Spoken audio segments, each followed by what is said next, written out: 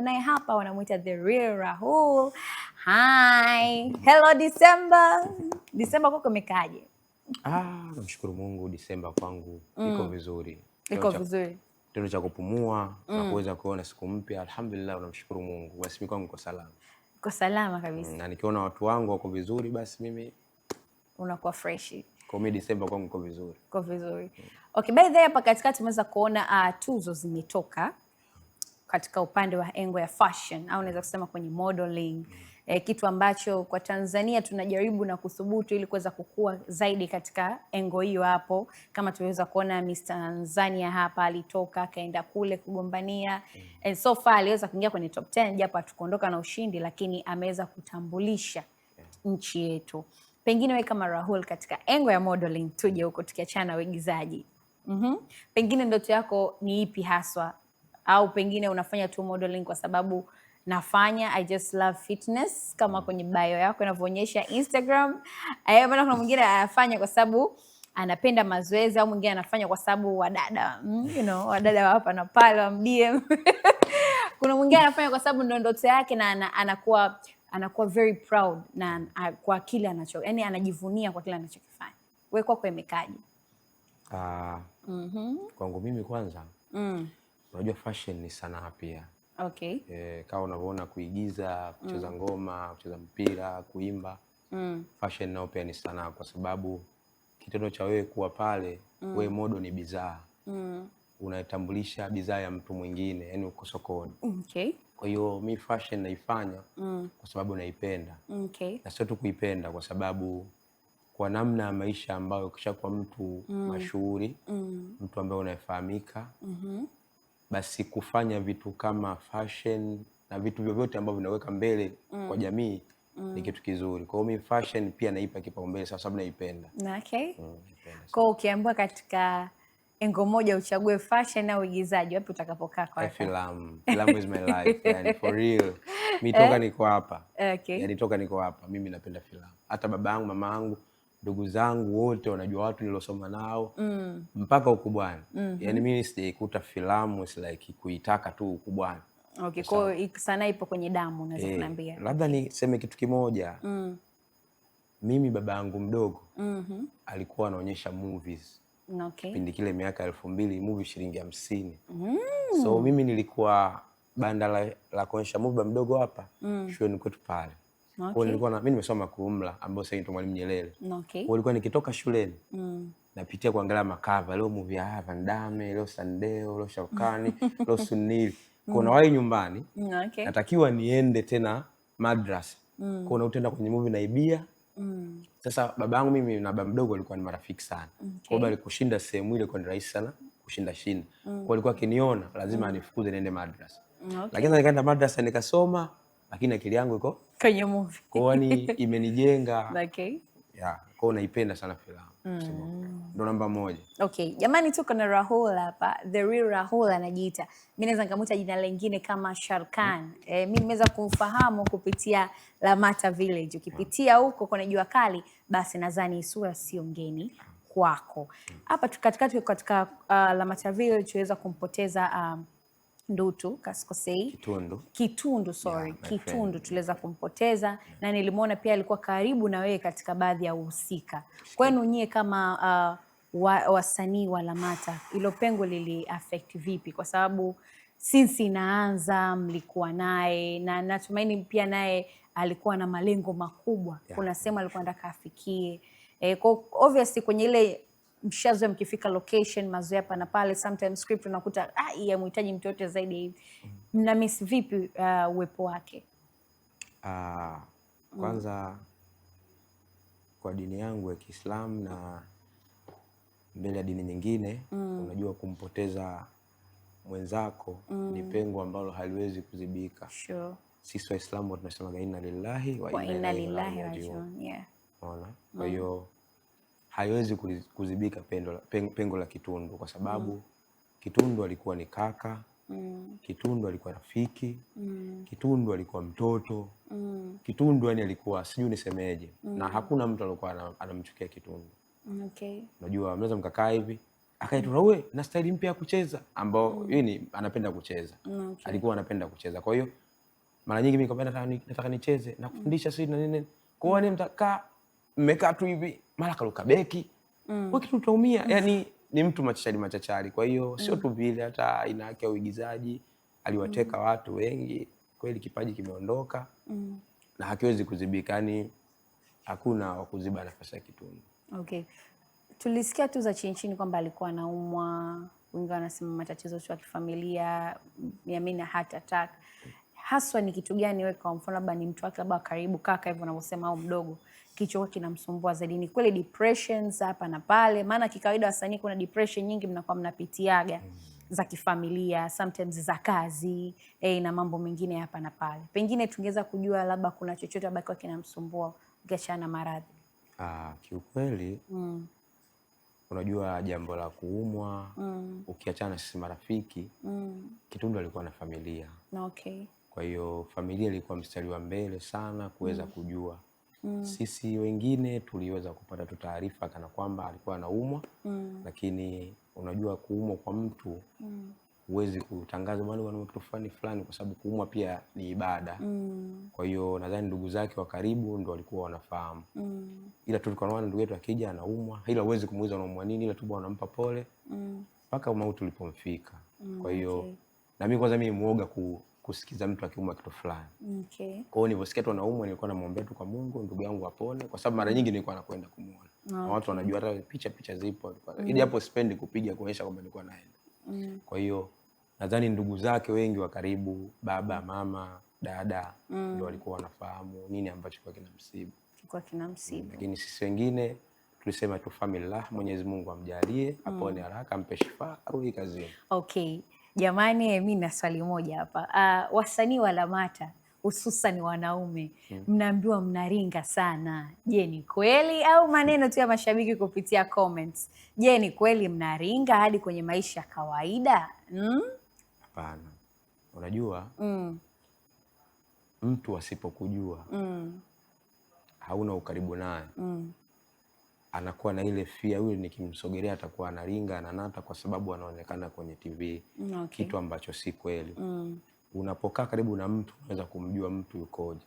Kwa hiyo mimi binafsi labda mimi ndo mtu tu simjui mtu fulani maarufu, labda Zuchiki mimi simjui. Lakini kaona zile posti zake, maeneo anayokwenda ambao mimi siwezi kufika.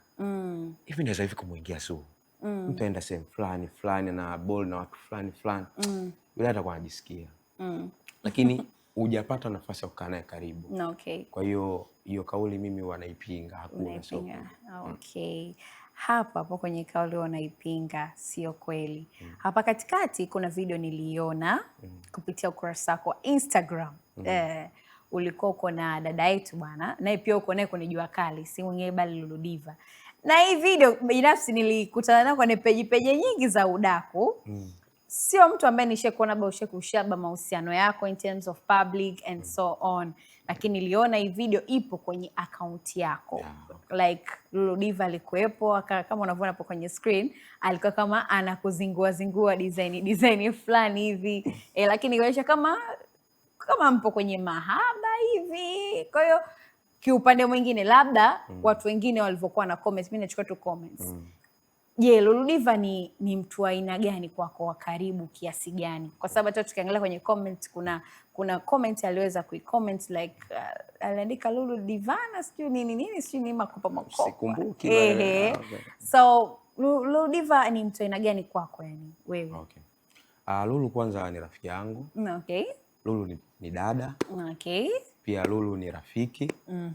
Lulu yani ningeweza kumuita mama lakini eji tunashabiana. Lakini mwanamke yoyote ni mama zetu. Haijalishi mdogo mkubwa. Okay. Kwa hiyo nadhani kitendo cha kuwa naye karibu kazini ni urafiki kila siku. Kwa hiyo hata hatua ikifika kuchukua videos it's like ni urafiki, hamna kingine ambacho kinachoendelea. Na pia ni katika mazingira ya kazi. Tulikuwa tumemaliza kazi na istoshe jana nilikuwa sikuingia kazini. Yani kama leo tuko kazini, jana yake ndio nilikuwa kwenye modeling. Okay. Kwa watu wangu walikuwa kazini wakabahatika kuona video na picha ambazo zilikuwa kule kwenye Swahili Fashion. Kwa hiyo hakuepo kazini, maana oga kushuti ni kwa Azam, labda Kwa hiyo msanii fulani leo, mwingine lini. Kwa akaambiwa bwana Raul jana alikuwa kwenye Swahili, ndio kunipa tu pongezi bwana, nashukuru, nimeona video zako nimependa. Okay. Umetembea vizuri, umefanya vizuri. Kwa hiyo like ni ile kwa kama kuinspire fulani like. Na unajua wale dada zetu tayari washafika sehemu fulani, kitendo cha yeye kufanya kile kitu, mimi kwangu nashukuru, naona kweli ana appreciate. Ila hakuna chochote hapo kati yenu. Rafiki, dada yangu nampenda vipi, sister kabisa. Sister kabisa. Yani yule Tanga, mimi Kigoma, kwa hiyo ni Watanzania watu wetu hili moja. Mwezi kubaguana. Okay. By the way, kwenye bio yako niliona ukishare sana msanii kutoka India ambaye anaitwa Sharkan. Na kuna mtu anajiita Sharkan kabisa. Rahul plus na Sharkan. Why Sharkan? Yaani kwa nini Sharkan? Kwa nini sio Kanumba? Kwa nini sio nani mwingine labda? Ray Kigosi au na msanii yoyote wa nje? Why Sharkan? Kwa sababu mimi Shahrukh nampenda ni watu wangu nilisema hapo awali. Nampenda wewe mshikaji, uigizaji wake au maana sasa siwezi kumuita mshikaji. Sasa hivi Shahrukh anafikisha miaka 60 sasa. Kwa ni baba.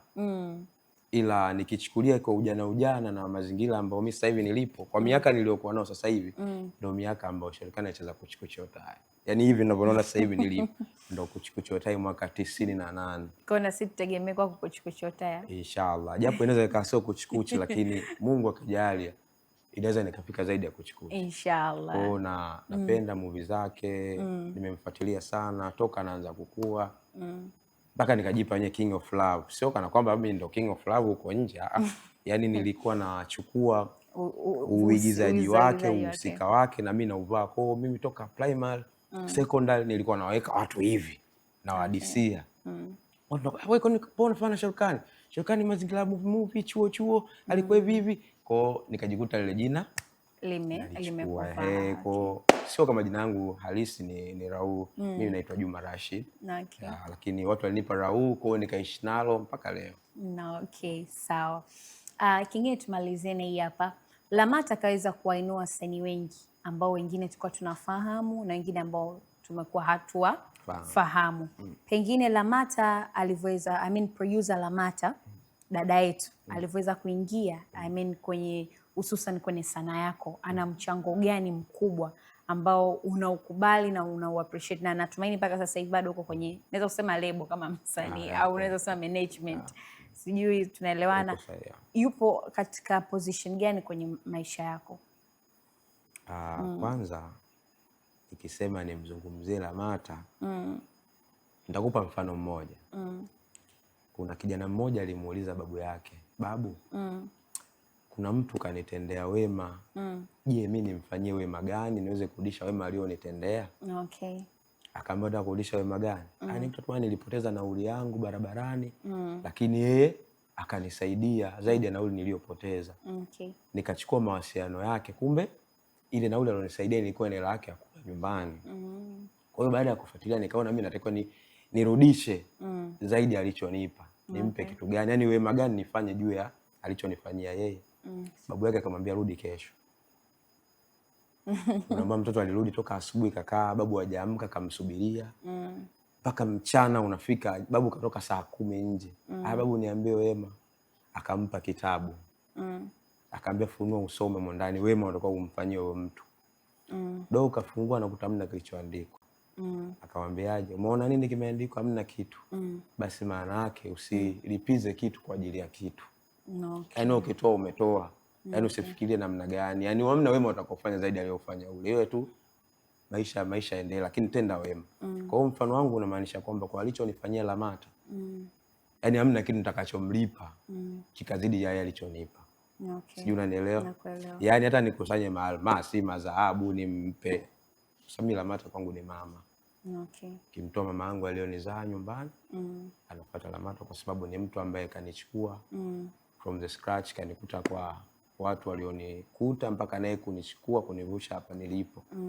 Kwa ni mama kabisa na ana mchango mkubwa sana. Okay. Maana niko naye zaidi ya miaka 10 sasa. Really? Wow, hongera sana. Hakuna kikubwa ambacho nitakachompa naweza kumlipa kwa wema yeye alionipa mimi. Okay. Hata yeye nadhani yuko nyumbani ananisikia na anaona ninachokisema huwa sidanganyi. No, okay, sawa. Huyo ni Lamata huyo? Yeah. Okay. Mimi ningependa kumalizia na hii hapa kufunga, tuweza kusema kwamba sasa hivi bado upo kwenye game, tutegemee kitu gani kinachokuja? Sawa, unabebwa, lakini unaambia unapobebwa na wewe bebeka. Unatuijia na kitu gani? Unaenda kutuongezea kitu gani ambacho kesho na kesho kutwa unaweza kusema this is Rahul ameacha kitu fulani kwenye industry?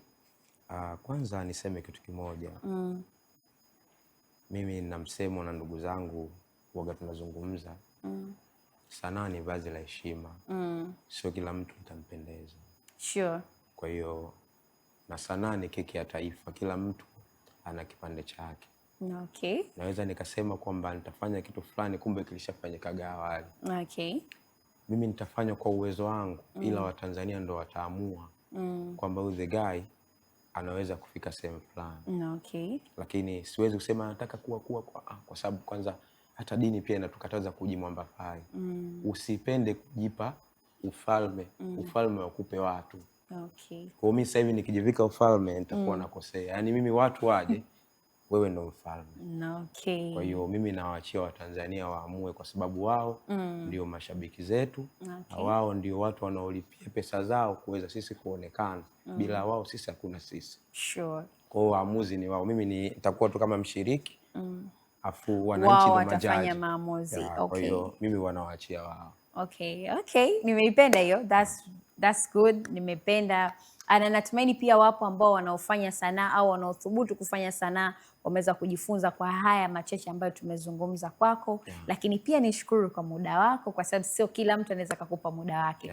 Yapo ambao umeacha, umesema niweke pembeni nije kumsikiliza Zuu. Basi Mwenyezi Mungu akubariki na iongoze sanaa yako katika katika nini? Njia iliyonyooka. Njia iliyonyooka yenye uhalali. Na mafanikio. Yenye uhalali. Amin. Napokea. Anyway guys, tulikuwa na Rahul hapa. Tulikuwa tunapiga story 2-3. I hope umeweza kugain ambacho tumezungumza hapa, lakini pia unaweza ukayafanyia kazi wewe kama mtu ambaye upo kwenye harakati za sanaa. Maana tumeweza kuzungumzia katika upande wa modeling, tukazungumzia pia kwenye uigizaji. Kwa hiyo ni wewe tu maamuzi yako, wapi utakaa, kipi uchukue, kipi uachane nacho. Guys, naendelea kuwakumbusha hapa kupitia PMTV2 utaweza kupata a lot of exclusive. Make sure umesubscribe na umebonyeza alama ya kengele. See you next time. Bye bye.